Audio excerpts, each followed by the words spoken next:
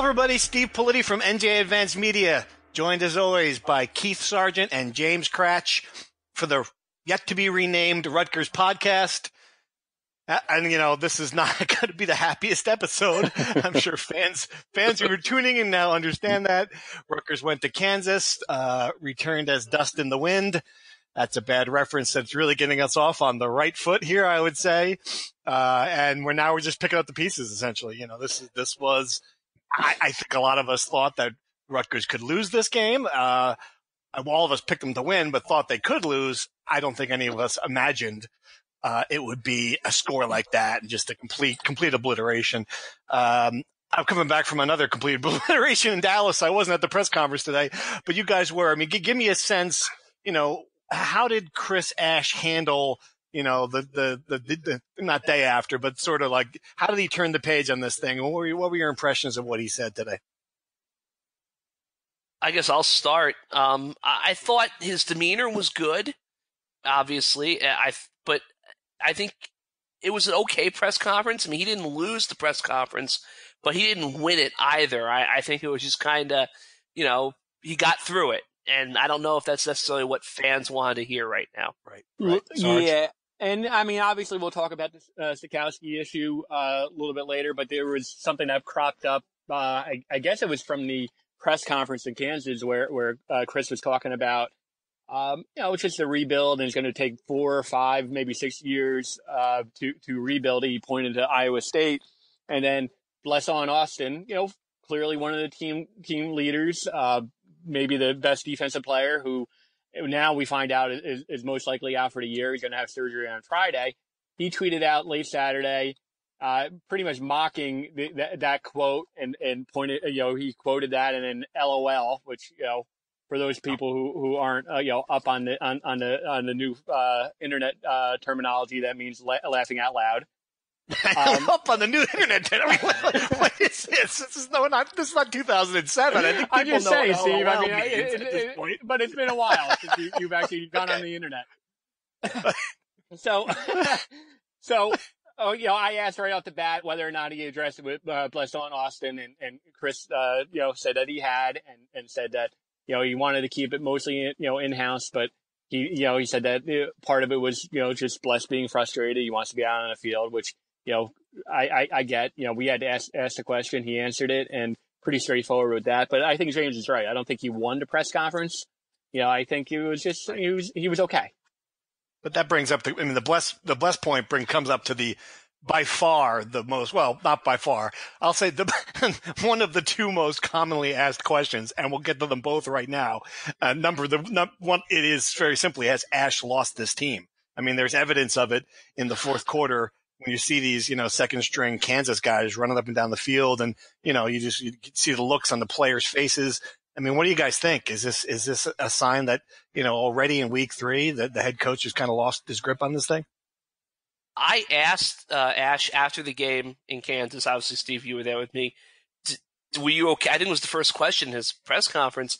Were you okay with the effort that your team put in? Mm-hmm. And he said yes. And I asked him today at the press conference, we taped this on a Monday, after watching the film, do you still believe your team played hard to the end? Specifically, the defense in the second half when you give up 400 yards rushing. And he said yes. Kansas. That's the everything. Every sentence. Right, every sentence we say today could be Kansas. Well, guys. I mean, you know, who actually had a you know, worse trip to Kansas? The wicked witch of the East. You know, the witch actually had the house fall on her. No, but you know, Dorothy's I would say the witch. At least the witch, it was over quickly, right? The house falls on you, you're dead, right? That's it. Dead. You know. I mean, there's not 3.5 hours in the burning sun. Like, I was thinking about this, you know, because you see Rutgers fans on the plane, and they're on the way out, they're just cheery, they're happy people, they're going to the game, they're going to see their friends, they're going to, you know, see a new campus, they're going to eat a nice dinner, they're excited. And then you get to this game, and the stadium's half empty, and it's 85 degrees, and the sun is baking down upon you, and the team comes out, and the game, it's like, Kansas clearly is going to punch you in the face from the very first minute minute. I mean, I just thought to myself, like, people spend thousands of dollars to make this trip. I can only imagine. And then you see them on the way back, and it just looks like, they're just, just completely drained of any life from their bodies is from this stuff. So, I would go with the Witch. I think the Witch had a better trip. Went a lot quicker. To get back to your point, though, I think it's something that Ash has to be concerned of. Because here's the thing. So, and granted, I was not around for the first 2 years of his tenure. You guys were. He takes over a complete disaster, and obviously they had to rebuild. So that 2016 senior class, like, it almost is like it's an unfortunate end to your career, but you guys went to a bowl game 2 years ago. Something's got to change here. And I presume last year's class, they obviously won 3 Big Ten games. It was sort of like, okay, like they've turned the corner, but I can understand a frustration for this year's senior class. A lot of them who are 3-4 year starters, and that you basically had your coach say, well, the rebuild's still on. And this season, today he came back and said the goals they set, the bowl game and everything are still out there, but I can understand frustration when it's like, well, I've been part of this for 3 years now, and now we're saying that we're not even going to really count this season. We're looking forward to the next season already. So I definitely think it's something you have to be concerned about. But at the same time, I think it's really difficult, especially in college sports when we don't really talk to these players at all outside of a controlled setting. We don't see a lot of practice to kind of come out and make a blanket statement like, oh, this team has quit on the coach or this team has done that.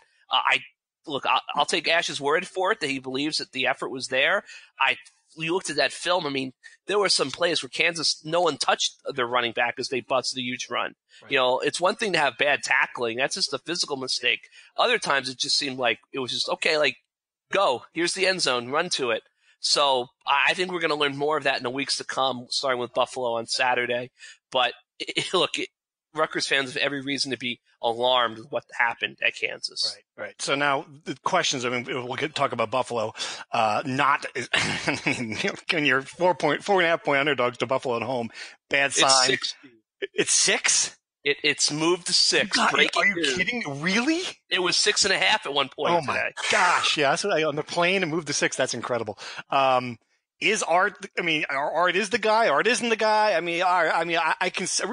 honestly see this both ways. You've got a true freshman quarterback. You knew there was going to be growing pains. You're invested in him. But the other side of it is that he really did look like a deer lost in the headlights, pardon the cliche. Just telegraphing his throws. Another 2 pick six where they're blasting the nation in turnover margin, and you've got seniors on that team who, rightfully so, would look around and say, hey, this is not our best option. So, what does Chris do, and what did he say, and why was there some confusion about this? Yeah, I would say that, first off, I think you have to stick with him. I think James had a good point when, he wrote the reasons why you have to continue to go with him. I think, yo-yoing the quarterback, we've seen it way too often. I just don't think it's going to work. Gio, it's not like he lit the world on fire against Kansas. I get the sentiment that if you manage the game like you did against Illinois, like they did against Purdue, like they did against Maryland a year ago, maybe, you have a different outcome. But it goes way beyond, quarterback play. I think it also has to do with, the lack of playmakers. I think the running game was alarming. James probably broke it down a little bit better than I did as far as the offensive line protection. I didn't think it was great, but I didn't think it was terrible either. But look, I think, a lot of it is on Sikowski, but I don't think he's the entire culprit. I think you lose a lot by pulling him. And, I think if he was the best guy, to start the season coming out of training camp, and that's clearly, if you're going to go hindsight, to go back to, the training camp decision, maybe they would have been better served to start Gio from the beginning, let Art get some experience in the first couple of games. But now that they had him start, now that they've had him play the bulk of the games, I don't think you can go back. This is what what are they accomplishing if they go to Gio right now? Chances are this team's not going to a bowl game. We got a bowl game. The bleeding, though. Stop the bleeding. Have competent performance. I don't know. Okay, so I guess here's my question. What do you think is better? a 5-7 finish where they completely scrap this entire vision for an offense John McNulty has sold, and they just, I mean, first off, this defense has been bad. So I don't think we can sit here and say, oh, well, they're going to be able to win 14-12 again, just like last year if they do that, because they just gave up 400 yards rushing to Kansas. Right. So I don't think we can go that. But I just look at it as you're better off having a losing record and having Art show progress, you hope, throughout the year and get that experience under his belt than playing Gio, maybe winning 1 or 2 more games, but still at the end of the year not going to a bowl game. And now we haven't really developed Art, because the last time we saw Art, he was shell-shocked at Kansas. We haven't developed Jonathan Lewis because every indication is that they don't plan on putting him on the field. We redshirted Jalen Chapman. And now Gio's gone, and we were running an offense with the other 10 guys that we're not going to run going forward. So I just don't see what you're gaining. Like, yes, if you want to sit here and say, in hindsight, maybe they should have started Gio to begin the year, that's fine. This is not about what's right 3 weeks ago. This is what's up right now. And I think right now the only decision they have is to stick with Art, love him up, try to get him better, try to put him in a better position to succeed. I mean, does he sound like Chris Poe? Does he sound like Chris Ash there? Or love? Did he just say love him up? He said love him up. Love him up. Oh my God. I referenced that because Ash said that. There you go. Maybe it's the name of the podcast. The Love 'Em Up, a Rutgers podcast. Poe, is this a 4 or 5 or 6 year rebuilding process according to Kraus? The 6 year rebuild. There's the name of the podcast. I know you're totally right what you're saying, Cratch. The frustration though for a fan, for anyone following this program, it's year three, and we're still still talking about A, not having an offensive identity, and B, not having a quarterback. It's incredible. It really is. The reason why we're talking about it is, my opinion, is I thought I didn't think Ash handled that well during the press conference. There are 3 things you can say. You either bang the table and say, we're sticking with Art. He's the future. He had a rough day. We knew there were going to be rough days. He's going to get better. Then you either say, look, we love Art. He's not ready. We're going with Gio indefinitely. Or you say, we're still talking about it as a coaching staff. I'm going to tell you guys Tuesday before practice. Don't do this. Because I asked him, are you committing to Art? And he said, we're evaluating everything. So I said, all right, so I'm clarifying. You have not decided who's starting. And he said, he kind of joked, no, to clarify, we're evaluating. And then someone asked, okay, so what's going to go to your decision? And they said, well, no, Art's is still the starter, but he's not necessarily going to start. And it was just what are we doing here? Just answer, if you haven't decided, say that. If you're going to start Gio, say that. If you're going to start Art, say that. Because here's the thing. If you're going to start Art, it's not fair to drag this thing out because the fan base is lighting the kid up.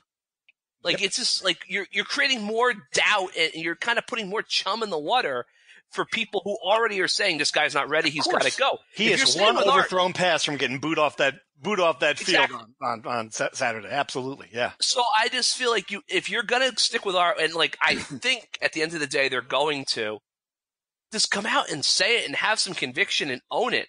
Because that's the only way this is gonna, I think, progress. I think you're right.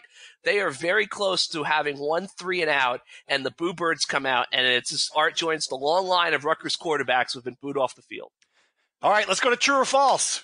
Let's go, and we've got some good true or falses this week. I'm gonna go right at you from the start because these are the questions that you're hearing from a lot of fans. So, number 1, true or false? If this team goes 1-11. Chris Ash gets fired. Sarge. False. Cratch? False. True or false? Greg Schiano would come back. False. True.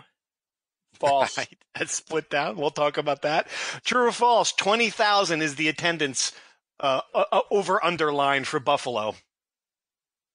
True. Slightly true. Slightly true. Might be a little less. True or false? The Bless Austin tweet shows a big fracture in that locker room. False. False. True or false? Kyle Flood is still more to blame than Chris Ash for this mess. True. False. Wow, false from Kratz. We're going to revisit that. All right, true or false? This team, the leadership on this team is still strong enough to steal a victory in the Big Ten. True.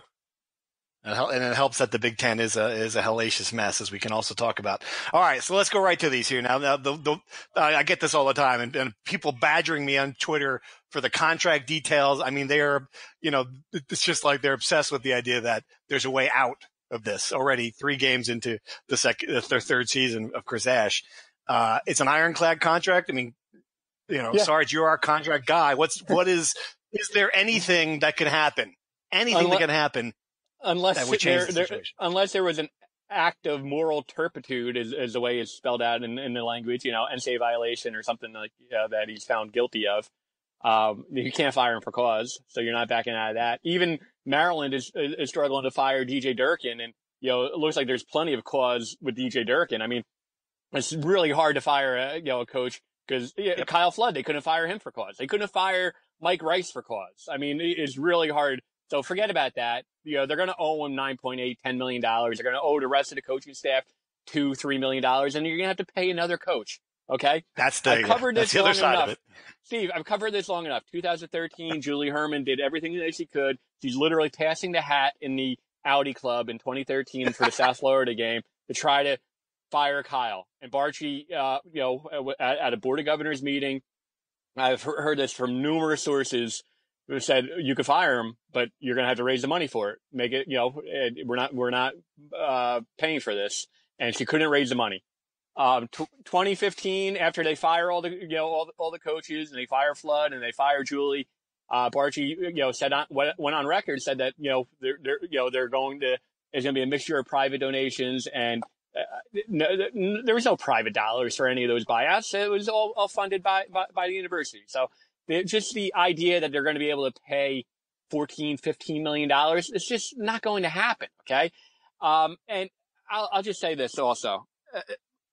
I don't know if he should be fired, no matter what. I even 1-11. That's a great point, Sarge. Because we go back to the, what he inherited. I mean, they're still on NCAA probation. The anniversary is September 18th. That's a 1-year mark. They have another year of NCAA probation as a result of what he inherited. Okay. I'm not saying that Chris has done a great job. Again, we go back to the contract. Rutgers was obligated to pay it.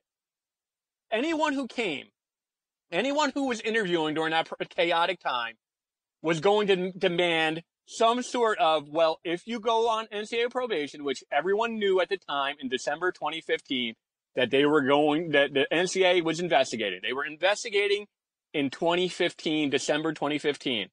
Any coach, any agent negotiating for the next Rutgers coach would have put that stipulation in, and they did.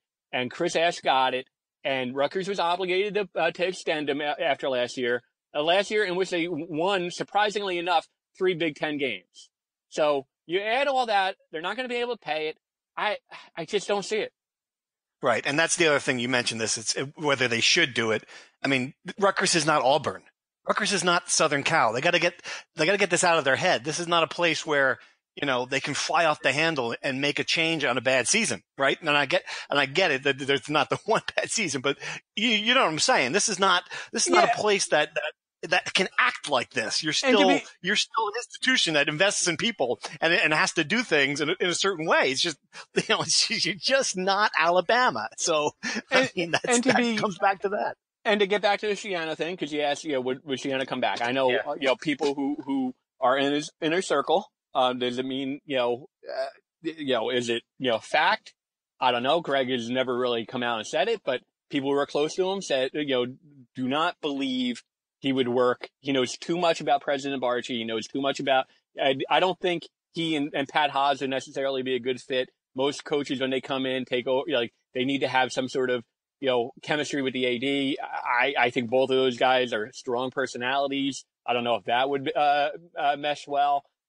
Pat Hobbs, never didn't want anything to do with hiring Greg Schiano when he was out there back in December 2015. He did not want to, he made it clear he did not want to hire Greg Schiano. What is going to change in 2 months, time? Nothing's going to change. So the idea of Graciano coming back, far-fetched. And, if you're going to get rid of Chris Ash after, you're essentially talking about another 4-year rebuild. Whoever comes in. Right.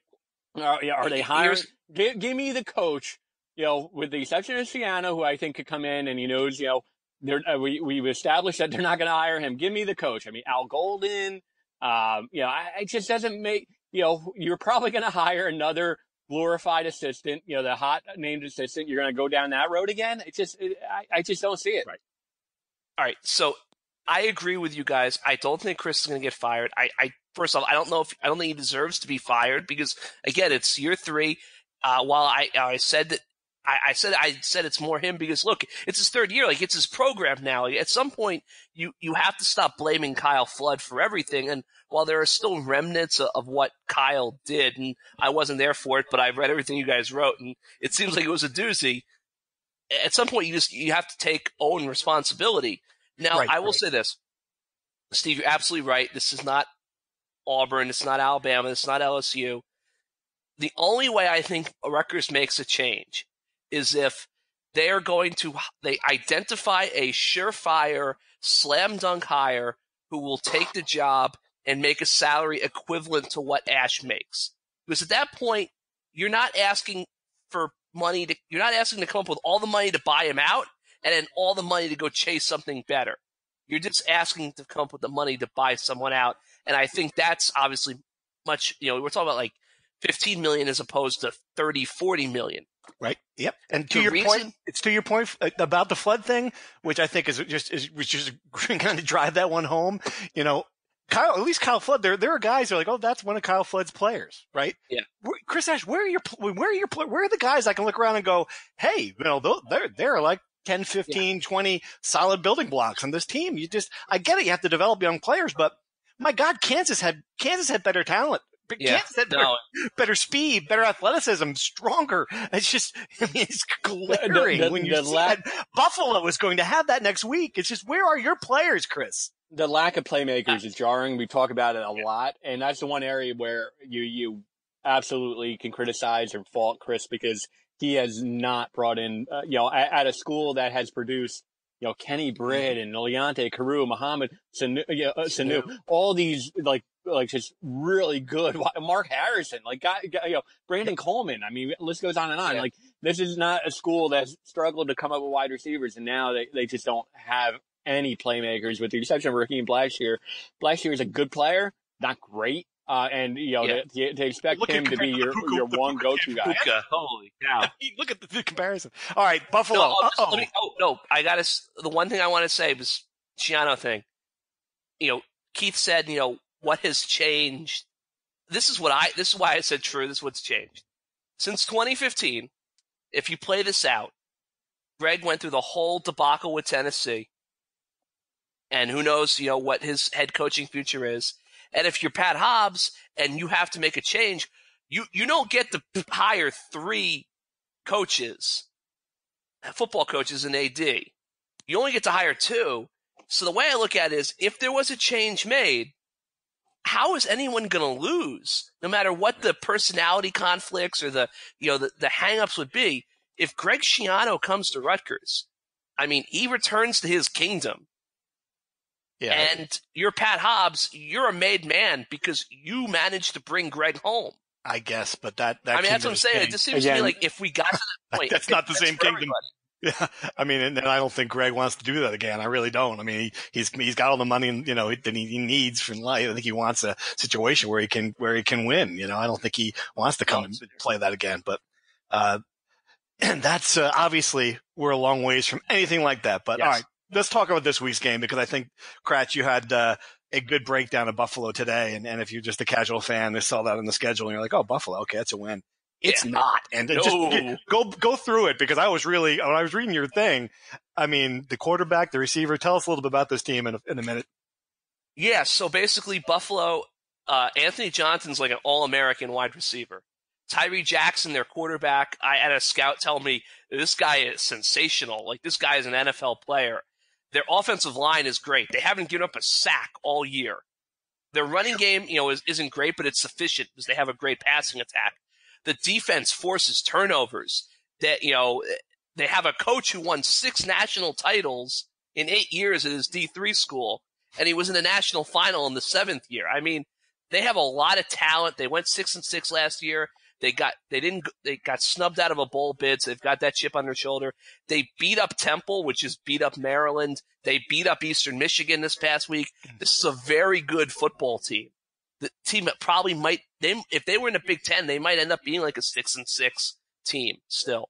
Oh boy. They might win the MAC. So like, being a 6-point favorite in Las Vegas is a little bit crazy, but I don't think it's out of the realm of possibility that they're going to win this game by at least a touchdown. Oh boy. Sars, do you think Rutgers has a shot in this one? Can they win? Will they win? I mean, do they have a shot? Of course. I mean, you look at... It's still Buffalo. I mean, I get it. Yeah.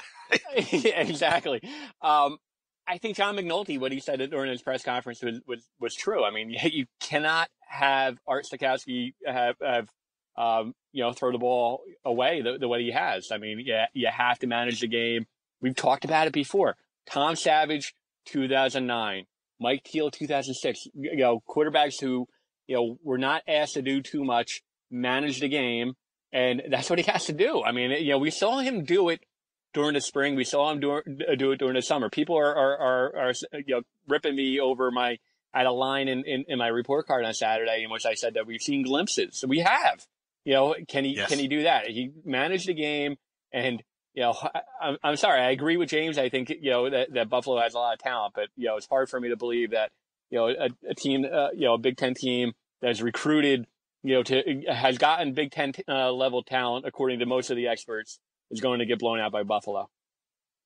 All right, I want to add a new feature this week in replacing the mean tweet fan base we pissed off for a week, because as people know, I am the positive one in this group, and my reputation as being someone who is a ray of sunshine is unparalleled on the NJ.com team, of course. So I thought we would, not even like a little snide comment there. You guys are just numb. That's great. I love it. I slipped that in there without you guys even killing me. I thought we would add a say one nice thing. Like if you were to look at this program right now, this season, going forward, what is the one thing that fans who are standing at the edge of the building should look at and go, okay, maybe there's some hope there. What do you got? Can you guys give me one nice thing?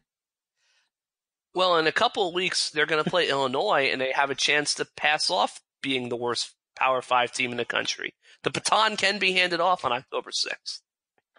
Okay, that is one nice thing. I was going to say I was going back and forth in running this 5K in my hometown this Saturday, and it's an 8:30 start, and I'd be done by like 8:55, and I like to get to games early.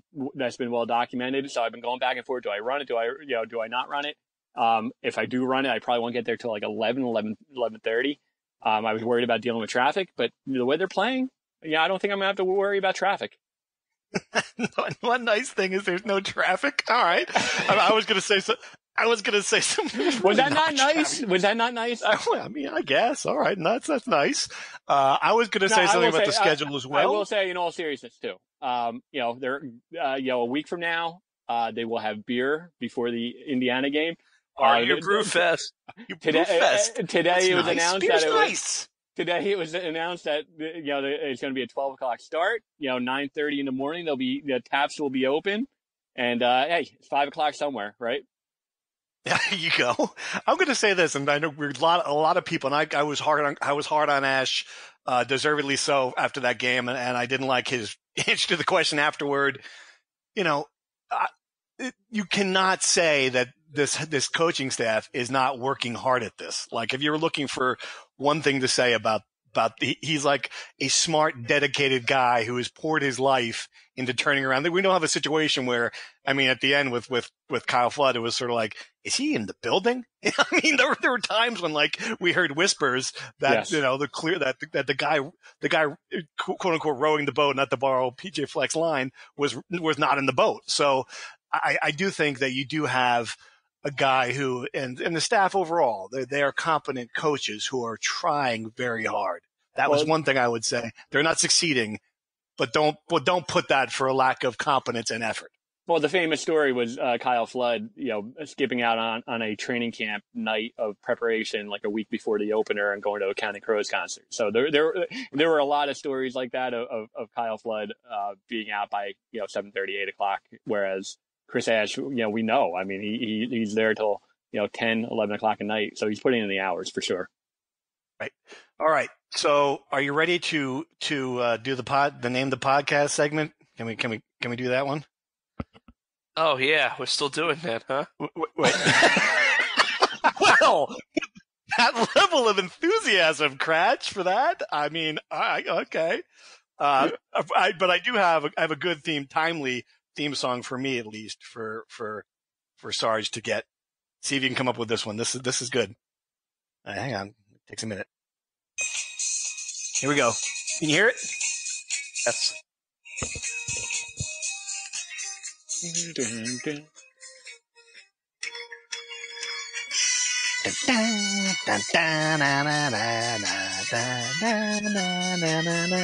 Come on, you don't have this? Is that Dynasty? Oh, no, close, though, close.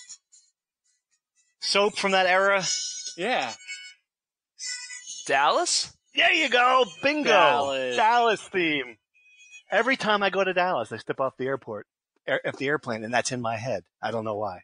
That kind of dates myself, I guess. All right. How did they do last week? What do we have? I don't remember what mine was last week. Oh, let me pull that up. Night Train. Night Train. Night Train. Overwhelming favorite. Yes. Only 81 votes. We're starting to lose. 81 votes. People do not care. Eventually, we're going to just be reading this out loud. Dave White suggested we call each other up with the podcast. That's not a bad idea. We should just do that. RU Review got 28%. Night Ledger got 22%.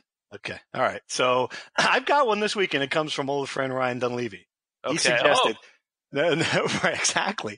Now, I like the birthplace theme. What bothered me, and this fits well with Ryan Dunleavy, is that the birthplace banter sounded like something that would be like wives in a maternity ward, So how about the birthplace blowhards?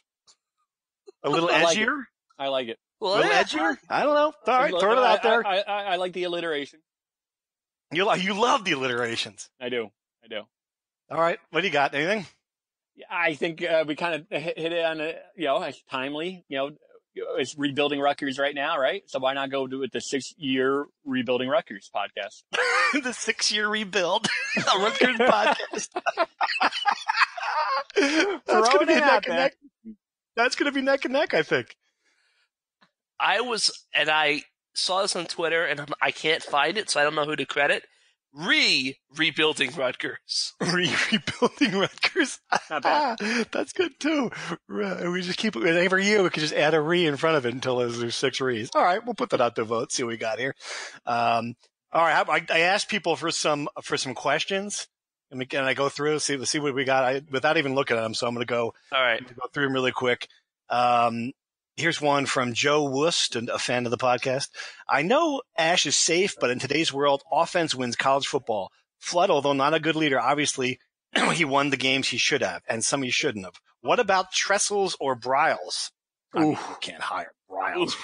Trestles, what is 64? You can't hire our Bryles. Jim Tressel, I think you could hire him, but I don't. He's been out of the game for 10 years. Yeah, exactly. He's not going to cut. No, those are dinosaurs, Joe. I'm sorry about that. Let me see here.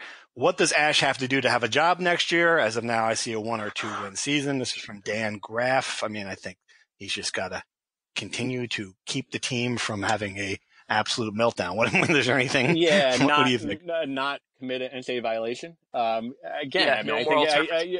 moral turpitude. I don't see how they're going to be able to get out of that contract. And even if they could, I don't see.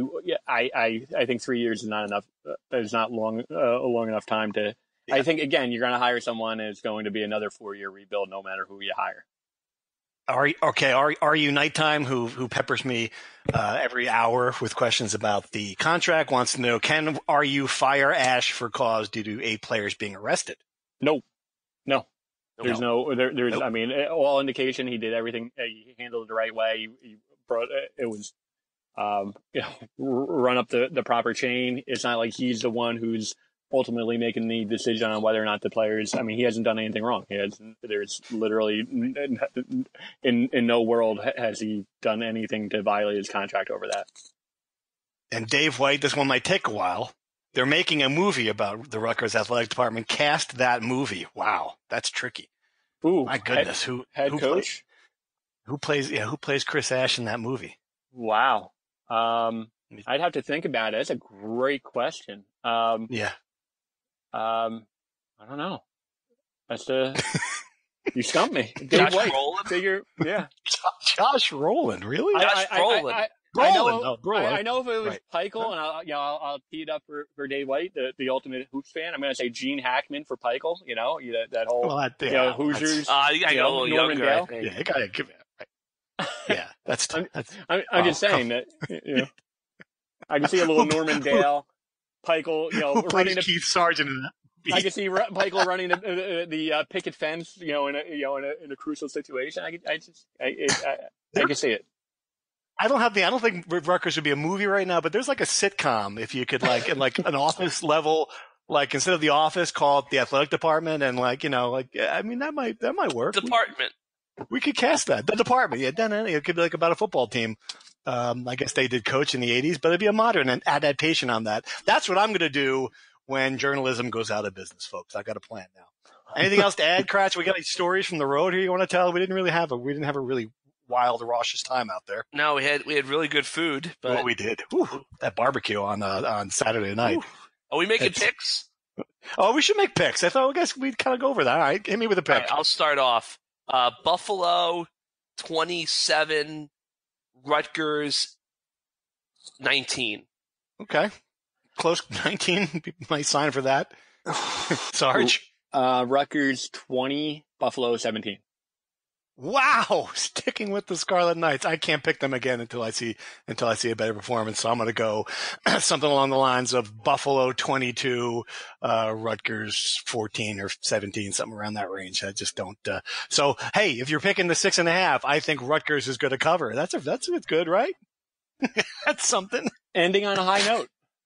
As always, like I said before, as always, I bring the sunshine to this podcast. All right, good guys. Teams win, great teams cover. Anyone on an over/under on my 5K performance on Saturday? Over/under time? I'm gonna go 16 minutes. Is that about right? No, that's my first mile. Are you kidding me? No, my personal best is 27 and a half minutes. So am I going to break my personal best trying to get to the game? I say yes. 27 and a half minutes for 5K? Really? Yeah. What are you doing? Crawling on your hands? Wow. I say this and I can't run a 0.5K. So look at this. This is just trash talking of the worst kind. So you're going to run this. What time is the 5K? 8:30 in the morning. I'll be done by 8:55. You're going to run this in 27 minutes. I'll run. You're going to be done at 9. Yep. What time do you get to this game? By 11. I thought you like to get to the games early. I do. It's just one of those things that I'll be there. So. Yeah. Well, Kratz had to drag me out of bed at 8 a.m. to get me to Lawrence at 11, which was we still got there the 2 hours too early for that press box. I mean, but that's another story entirely. Every once in a while, you have to do something for yourself. Rather than eat barbecue on a Saturday, I choose to run a 5K. Wow, aren't you great? Here's your medal. All right, guys, that's been 38 minutes. Let's sign off now. I don't think anyone's still listening. Steve Bullety, James Kratz, Keith Sargent. Thanks, guys. Talk to you next week.